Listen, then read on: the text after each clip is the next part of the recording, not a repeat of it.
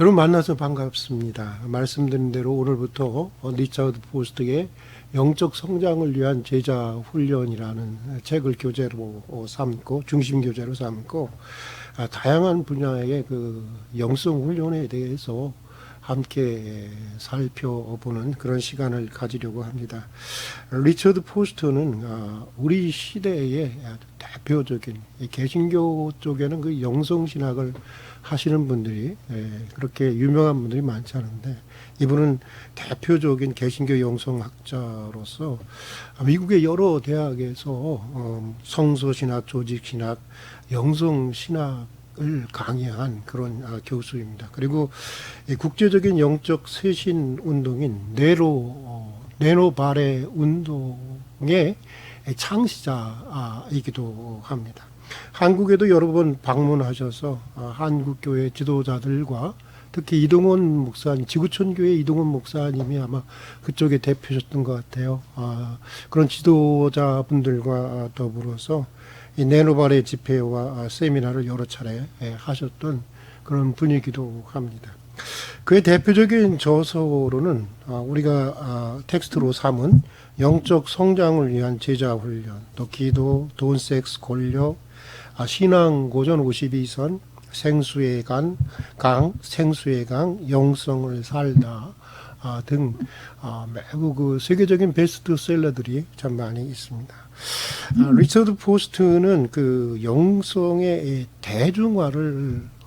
대중화를 선도하는 그런 그 학자로서 그의 저서들은 한결같이 방대한 그 양의 그 2000년 기독교 역사 속에 그 노정된 모든 그 기독교 고전의 연구로부터 우러러나오는 풍부한 지식 그리고 독창적인 통찰을 보여주면서 그럼에도 불구하고 학적이지 않고 평신도들도 충분히 이해하고 접근할 수 있도록 이렇게 책을 쓰신다고 하는데 그 특징이 있습니다. 오늘부터 읽어갈 영적 성장을 위한 제자훈련 역시 그런 특징을 가지고 있는 책이라고 생각합니다.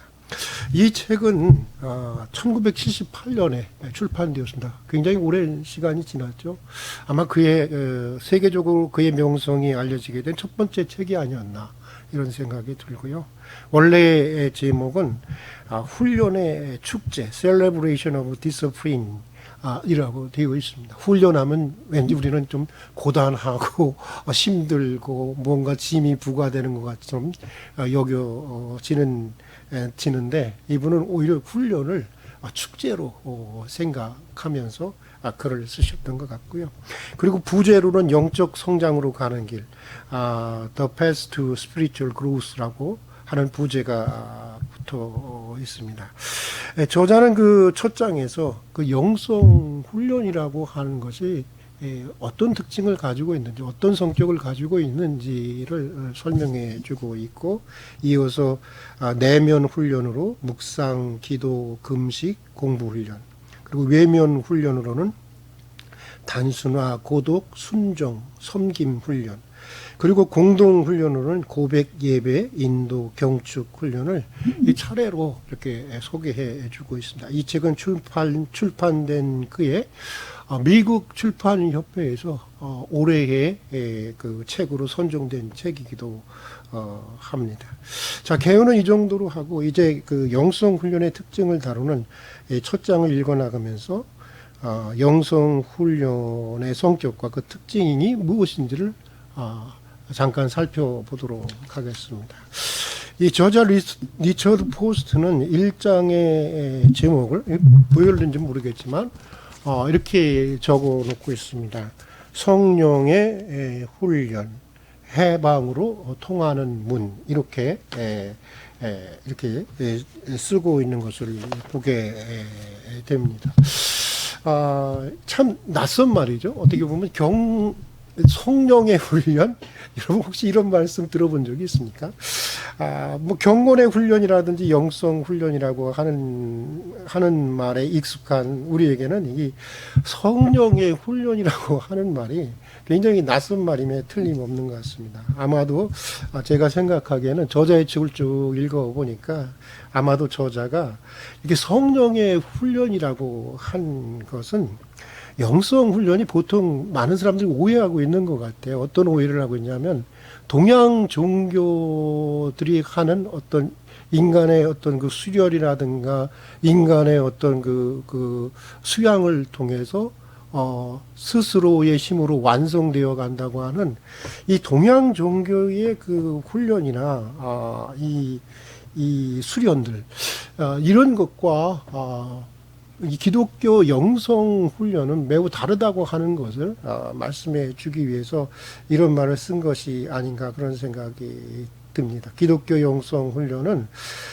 인간의 어떤 훈련이나 노력이 주도권이 노력에 의해서 물론 그것이 있지만 그것에 의해서 주로 진행되는 훈련이라고 하는 것이 훈련이 아니라 철저히 그러니까 하나님의 영의 은총, 하나님의 성령의 주도권 속에서 진행되어야 하는 훈련이라는 것을 강조하기 위해서 내가 어떻게 보면 인간의 훈련이나 노력 같은 것은 성령을 우리 내면 속으로 받아들이는 하나의 뭐라 그럴까요? 수단으로 은총의 수단과 같은 것이라고 하는 것을 강조하기 위해서 그렇게 쓰고 있는 것 같습니다. 그리고 여기 또 해방으로 통하는 문이라고 이렇게 말하고 있는데 이것은 영적인 훈련이 어떤 율법적인 구속이라든가 어떤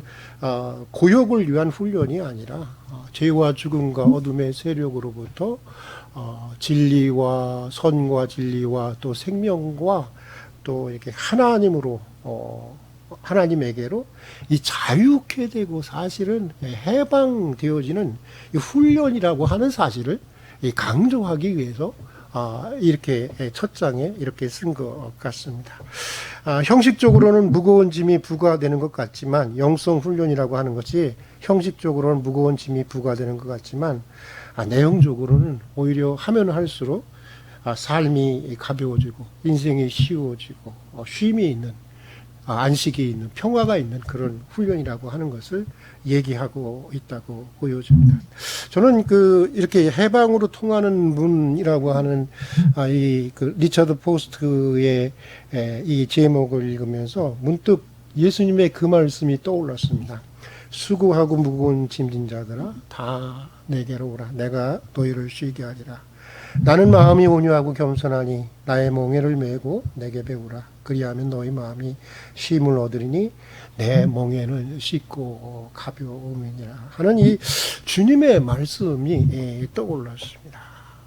주님의 멍에, 여러분 멍에는 무겁게 보이지만 오히려 주님의 멍에를 메면 오히려 지치고 힘들고 무거운 인생으로부터 해방되어서 인생이 쉬워지고 가벼워지고 안식을 얻는 것처럼 겉으로 보기에는 영적 훈련, 영성의 훈련이라는 것이 무거운 짐을 부과하는 것 같지만 훈련을 하면 할수록 인생이 쉬워지고 가벼워지고 자유로워지고 안식을 갖게 된다고 하는 것으로 이 영성 훈련에 대한 성격을 아주 집약적으로 말씀해 주고 있는 것이 아닌가 생각합니다.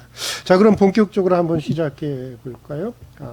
여기 보면 오늘 책을 보면요, 저자는 먼저 영성 훈련은 피상적인 데서 벗어나서 이 내면의 심층으로 들어가는 훈련이고, 이것은 누구나 어떤 영적 거장이라든가 뭐 수도자들만이 하는 것이 아니라 누구나 일상에서 할 수 있는, 또 일상에서 해야 좋은 훈련이라고 하는 점을 얘기해 주고 있습니다. 제가 저자의 글을 직접 읽어보도록 하겠습니다. 피상성은 우리 시대에 내린 저주입니다.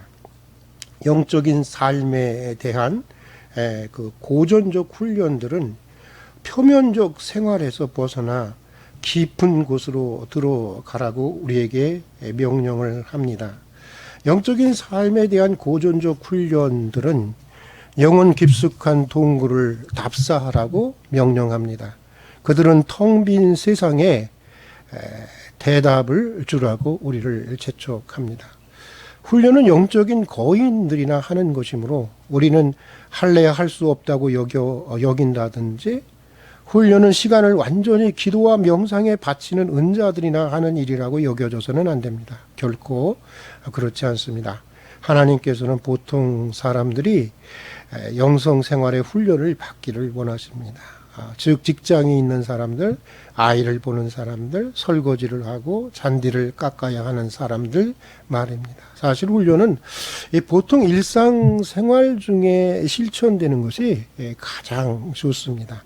훈련이 무엇인가 변화시킬 수 있다면 그 변화는 사람이 살아가며 맺는 일상의 관계에서 나타나야 하기 때문입니다. 부부 사이라든지 형제 자매 사이라든지 또 친구와 이웃 사이에서 나타나야 하는 것입니다. 이렇게 저자는 얘기해 주고 있다. 그리고 다음으로 또 저자는 영성 훈련의 성격에 대해서 얘기해 주고 있는데, 영성 훈련은 지루한 어떤 고역이 아니라 기쁨과 해방을 위한 훈련이고, 또 영적인 서스티, 그러니까 영적인 그 목마름과 갈망을 가진 사람들은 누구나 할 수 있는 것이라고 하는 것을 얘기해 주고 있습니다. 특별히 저자는 영적인 목마름에 대해서 아주 강조하고 있는 것을 보게 되고, 우리가 진정으로 영성 훈련 가운데 들어가기 위해서는 무엇보다도 영적인 서스티, 영적인 목마름이 있어야 한다고 하는 것에 대해서 아주 진지하게 말하고 있습니다. 제가 읽어드리도록 하겠습니다. 영성 훈련은 웃음을 모조리 없애려고 하는 지루한 고역이라고 생각해서는 안 됩니다. 모든 훈련의 기본은 기쁨입니다. 훈련의 목적은 이기심과 불안에 숨막히는 사슬로부터의 해방입니다. 내면의 심령이 내리 누르는 모든 곳에서 해방될 때에 그것을 보고 지루한 고역이라고 부를 수는 없을 것입니다. 어떻게 보면 성령 훈련은 어려운 게 아닙니다. 훈련을 실시하기 위해서 신학의 이론을 많이 알아야 할 필요가 없습니다. 회개한 지 얼마 안 된 사람들, 그래서 자기의 삶을 예수 그리스도에게 아직 맡기지 못한 사람들이 훈련을 실천해야 합니다. 먼저 필요한 것은 하나님을 사모하라는 것입니다. 시편 저자는 이렇게 썼습니다. 하나님이여, 사슴이 시냇물을 찾기에 갈급함 같이 내 영혼이 주를 찾기에 갈급하나이다. 내 영혼이 하나님 곧 생존하시는 하나님을 갈망하나니. 토마스 모튼도 이런 말을 했습니다. 우리는 초보자이기를 원치 않습니다. 그러나 일생 초보자이지 않을 수 없다는 사실을 믿도록 합시다. 무슨 말이냐 하면 하나님 앞에서 우리는 다 초보자일 수밖에 없다고 하는 것입니다. 아무리 자기가 믿음이 성장하고 성숙했다고 하더라도 그렇다고 하는 것입니다. 그러므로 그 초심의 마음, 다시 말해서 어떤 서스티, 목마름, 갈망, 이것이 있어야 한다고 하는 것입니다. 계속해서 이 저자는 이 영적 훈련으로 우리를 초대하는 글을 쓰고 있는데, 그는 이렇게 얘기하고 있습니다. 시편 42편 7절에는 깊은 바다가 서로 부르며 나는 귀절이 있습니다. 당신의 생명 깊숙한 곳 어딘가에서 더 깊고 더 충만한 삶을 원하는 소리를 들어보신 적이 있을 것입니다. 어쩌면 뜻없는 체험과 텅 빈 가르침에 실증난 적이 있을 것입니다. 때로는 지금까지 알던 것 이상의 무엇인가를 실끝 보거나 눈치챈 적이 있을 것입니다. 더 깊은 곳으로 배 띄우기를 내심 갈망해 본 적이 있을 것입니다. 이렇게 말해주고 있습니다. 여러분은 어떻습니까? 이러신 적이 없었으니까. 저자는 다음으로 영성 훈련에 들어갈 때 부딪히는 두 가지 어려움에 대해서 소개해주고 있는데, 이것은 다음 시간에 이어서 계속하도록 하겠습니다. 여러분, 재난의 코로나라고 하는 재난의 시대에 주님의 평화와 은혜가 항상 함께하기를 바라고, 무엇보다도 여러분 안에 있는 영적인 목마름, 영적인 갈망, 영적인 서스티가 새로워질 수 있는 그런 한 주간이 될 수 있기를 주의 이름으로 축복합니다. 다음 시간에 만나도록 하겠습니다.